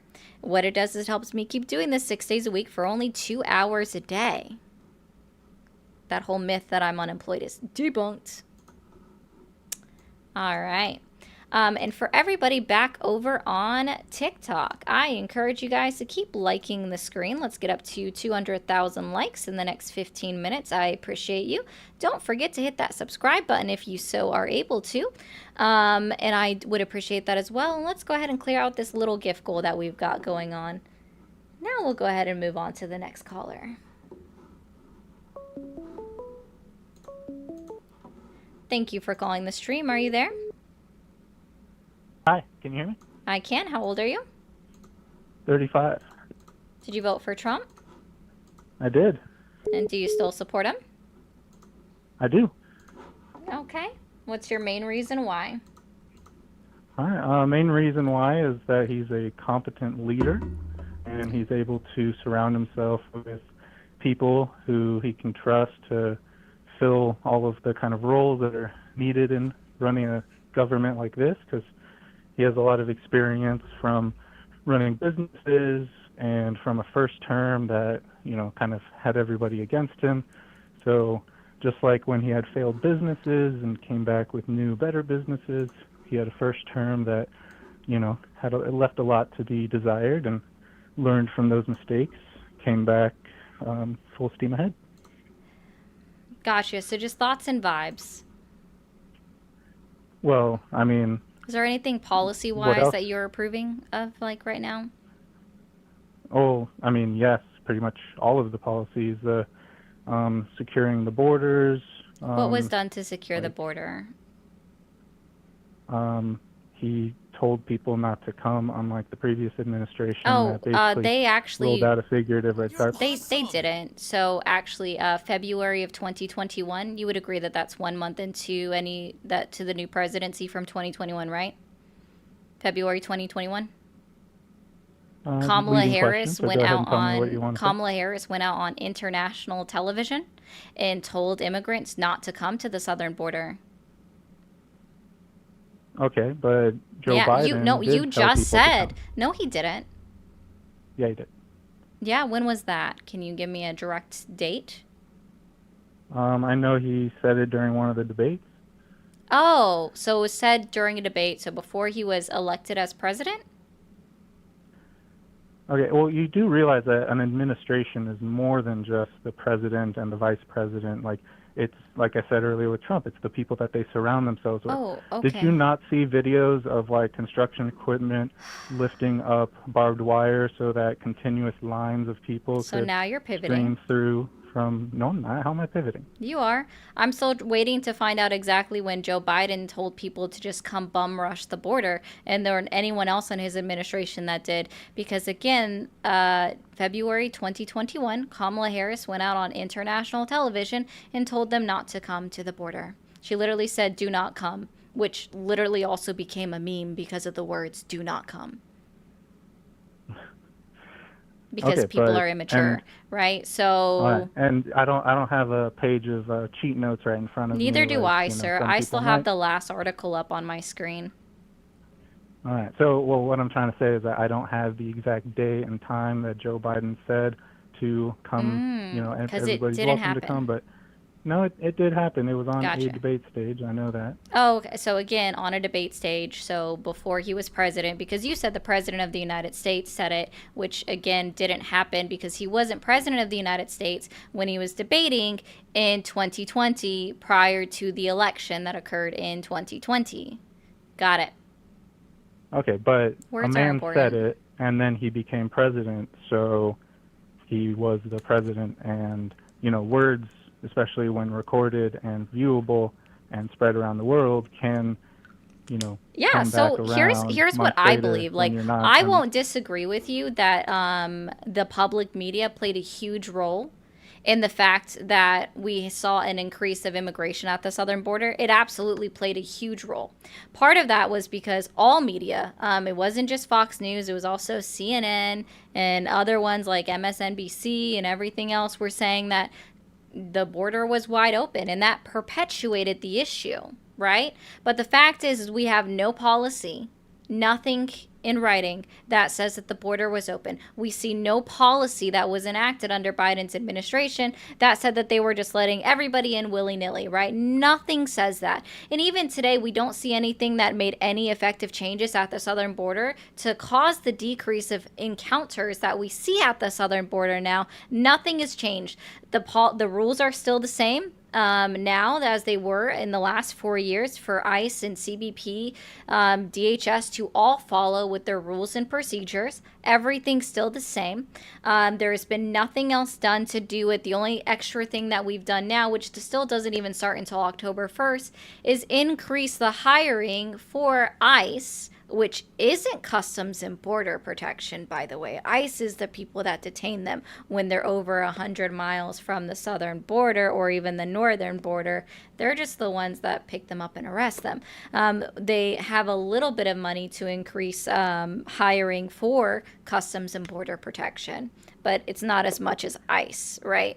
So right, there's but been nothing, there has been no policy under the Trump administration that can ever be pointed to that says the border is somehow shut down.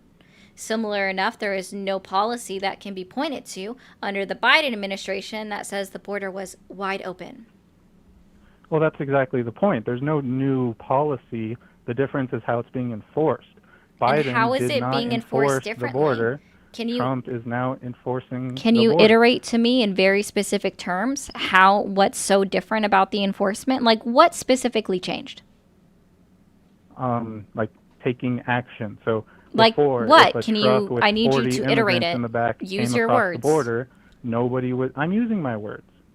Before, when people would come across the border, they would. Well, I mean, under Biden, they would basically send a whole bunch of people to one spot of the border, so that all of the agents would go pick up those people, give them cell phones, give them like plane tickets to other parts of the country, and then while all of the agents were distracted over there, on the other side, like on another part of the border, they would bring in all the drugs and everything like that, all without being seen, without being stopped. Now they're not doing that. They're checking the whole border. When cars come across filled with 40 or 60 people cramped in like terrible conditions in a tiny car, they're pulling those people over. They're stopping them. They're sending them back. It's no new policy. Do you remember when Biden was like, I want this new border policy, but Trump is telling everyone not to vote for it. Trump is bad. We need this new policy to make changes on the border. That policy did not pass. As you stated, no policy has passed, and yet now we're enforcing the border. There's not been as many border crossings. Everything's doing much better now. Hey, can you tell me when you go to CBP's website and you go to specifically just to the southwest border, can you tell me what it is that they keep track of on their website? Not at this moment because I don't have Is a computer in front of me. I mean, I still don't have this pulled up either, right? So you saying that doesn't do anything. Okay. Especially when you literally have a supercomputer in your hands that you're talking to me on. Cool. Anyways. Well, right, but it's pressed against my face, being used for another purpose. Invest in Bluetooth headphones. Anyways. All right. I mean, would you like me to kind of say so more? what the southwest border, right? So CBP keeps track of is encounters. They don't keep track of border crossings. So from the start, you're already inherently wrong, okay? No, they don't keep track of crossings anywhere. And according to CBP's own definition of an encounter, it's people that are caught while trying to cross the border by illegal means. So when we actually see that encounters were up, is that shows and proves that CBP was actually doing their job at the southwest border and stopping all of these individuals and attempting to cross the border.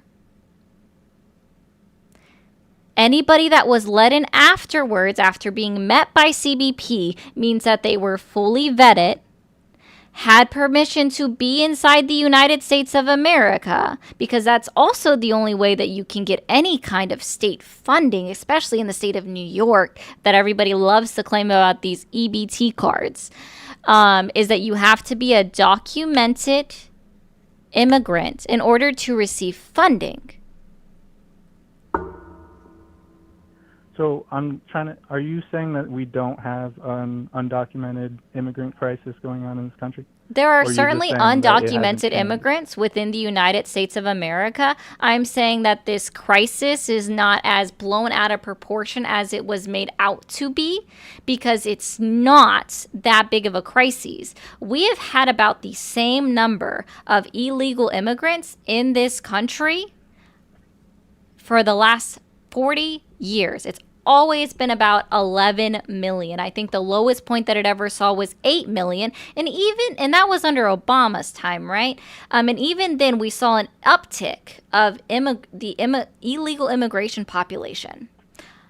During Obama's time, while he was actively deporting people, we saw an uptick of illegal immigration under Trump's time, while he was actively deporting people.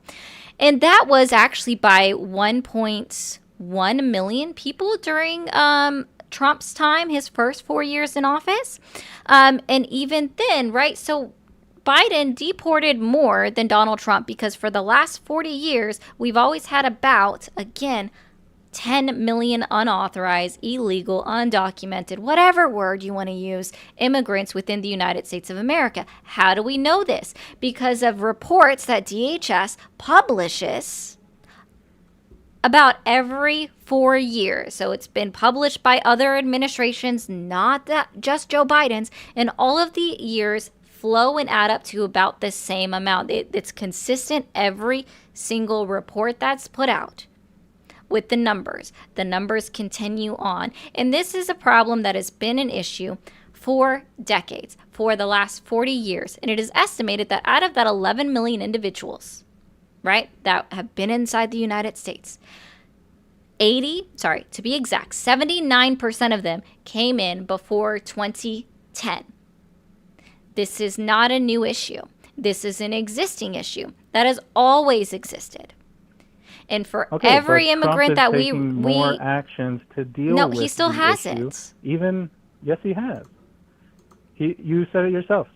Soon, because of a bill that he got passed, there's going to be more money for enforcement of these things.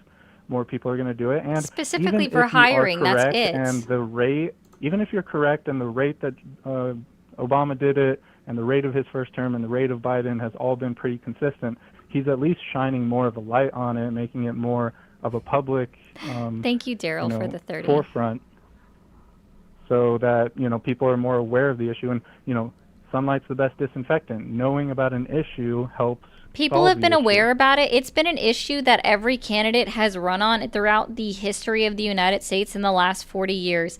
Obama campaigned on it. Fucking Hillary Clinton campaigned on it. This isn't anything new. It wasn't just Donald Trump. You guys just took him, ran with it. John McCain campaigned on it. Mitt Romney campaigned on it, slightly disingenuously considering that Obama was called the deporter-in-chief, right? Even Donald Trump campaigning on the border in 2015 was disingenuous when he also is one that contributed to Obama being called the deporter-in-chief, right?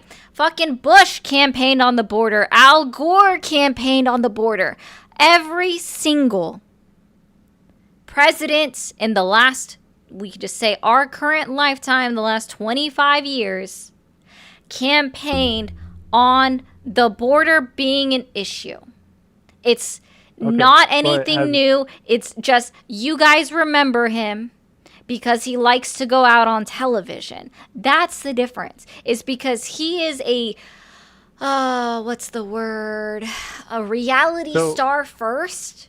And so he always goes out on television. That's why you remember him. Protests happened under protests Obama's that presidency. are happening at the ICE facilities, were those happening before? Do those Protests happened under Obama's presidency. Obama's At administration ICE was facilities? sued. Yes. Obama's administration was sued by the ACLU. This is not new. You guys just don't do research. You don't look into anything. You only remember the last 5 seconds. You don't remember anything prior to Donald Trump being in office, apparently. And I don't mean this specifically against you. This is a generalized statement, and I'm sorry for the generalized statement. But it's completely untrue to say that this stuff is all brand new. Okay? There were protests under Obama. There were lawsuits against Obama's administration because of how he performed the deportations. There were protests under Bush. There were lawsuits against Bush. There's been lawsuits and protests against every president in history that has done deportations because of the way that they've done it and people questioning it and the efficacy of it. This is nothing new. Just Donald Trump gets in front of television and talks loudly because he is a reality TV star. The only thing he knows how to do is stand in front of a camera and yap. Yeah, but he doesn't say that he wants amnesty for all of these illegal aliens. He says that he wants to get them out of the country and only let legal immigrants stay. And that's more than I can say. Except he's deporting legal immigrants now. He's not just focusing on illegal immigrants. Are you talking about like random cases like Kilmar Brega Nope. or whatever? What do you? Him and his State Department literally revoked the status of 530,000 legal immigrants so that they could deport them. He is actively picking up people on their way to their court dates or leaving the courthouse, their immigration court proceeding, because that's where he can find them. He's not just focusing on illegal or undocumented immigrants. He's going after the people where he knows where he can find them, which are legal migrants. Why do you think he's asking for information from the IRS to obtain the data on all of the immigrants that pay taxes because they have an ITIN? Because he can't find them. So he's going after the ones that are here and have paperwork and have documented status because they have paperwork and the government knows where they are. He's actively going after legal immigrants. He's not just going after illegal immigrants. Yeah, but you're talking about, when you say legal immigrants, you mean basically what would have been illegal immigrants, except a previous administration was like, here's a piece of paper, show up at a court in 7 years, and you probably won't show up, and we won't. It's not really just asylum seekers. There are. Can you tell me the different kinds of ways that you can have a legal status? What are those called? Please enlighten me. Okay. So you don't know. Not off the top of my head. Okay. So you have visa holders, and there's multiple different kinds of visas, so we're just going to lump it on one. Okay? This includes any fiancé visas. You have green card holders. You have asylum seekers. You have refugee. You have parolee. And then you have temporary protective status.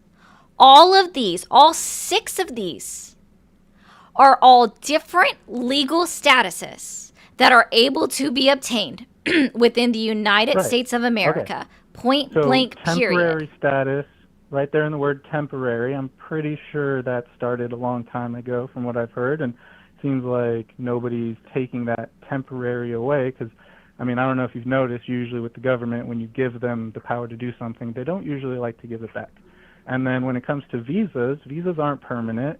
You were talking earlier about how he shows up at courts for them to come to their court date, it seems like you're under the impression that just them going to court should mean automatically then they get to keep their legal status. Not even what I said. Now, there wouldn't be a That's not even I'm what kind I of said. implying, 'cause It's I not know even that's what not I you said. What I'm implied. saying is, I was specifically talking about you want people to come here the legal way, the right way, and that's what Donald Trump is focusing on, the people that didn't. When he's picking up people that are going through the legal process, the legal steps in order to become a United States citizen, that he's picking them up. So that directly contradicts right, but your own going claim. Through that status It doesn't is not a guarantee that you will become a citizen. Going through that status, I got it. So you actually don't care about any kind of a immigration point blank period. You're making a claim saying that you care about illegal immigrants and that everybody should come over here the right way, but you actually don't even care about legal migrants because they all should be picked up, because even regardless of just because they're going to court, that doesn't mean that they get to have citizenship at the end of the day.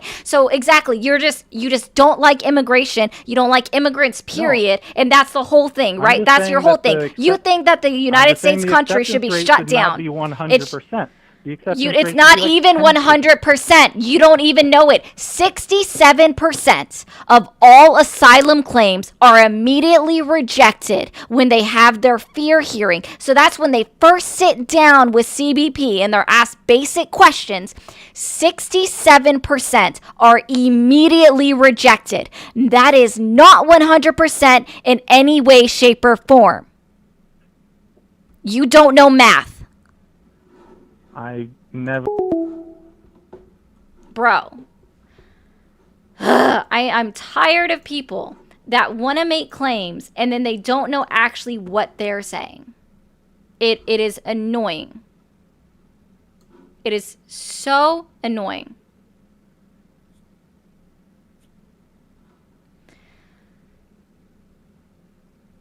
And then you can't even stand by your own logic. Either you care about illegal immigrants or you don't.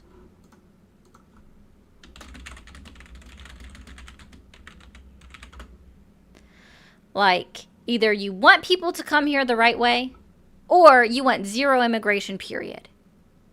Because if you don't understand that people are attempting to come here through the proper channels the right way, and those are the people that they're picking up because those are the people that they can find because they have court dates, they have addresses on file, they have phone numbers on file, they have names, they have everything, then you don't understand.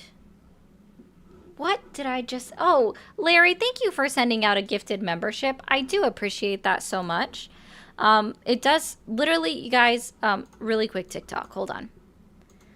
Literally the best way that anybody on YouTube can support me, the best way that anyone on Twitch can support me, specifically on YouTube, is to become a paid member.